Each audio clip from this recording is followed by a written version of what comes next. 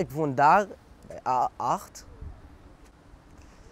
Mijn beste vriend, ja, hij is de buurman van mij. Dan ja, wel leuk hier. Ja. Ja, leuk. Ja, klopt ja. Hey, maar en waar kom je zelf vandaan? Ja, ik kom uit Syrië eigenlijk, uit Damascus. Ja, de hoofdstad van Syrië. Margriet kwam 1,5 jaar geleden alleen naar Nederland. Morgen mag iedereen kijken waar ze nu worden opgevangen, die asielzoekers. Om faciliteiten te zien, maar vooral ook de mensen. Het is een dag, gewoon een moment waar je elkaar kunt ontmoeten, waar mensen gewoon fijn naar ons toe kunnen komen, zien hoe mensen leven, zien wat er allemaal gebeurt en ook misschien ook een ander beeld te krijgen dan dat we gewoon soms ook wel in de media inderdaad zien. Dus het is heel fijn om vooral de mensen te zien die hier gewoon ook wel wonen. Hier staat mijn school, is Vestercollege. Ja.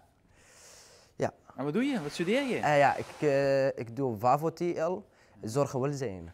Zorg en welzijn? Ja.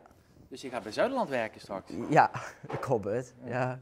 Bastiaans is blij met de focus op werk in het hoofdlijnenakkoord, maar maakt zich grote zorgen over de toekomst van de spreidingswet.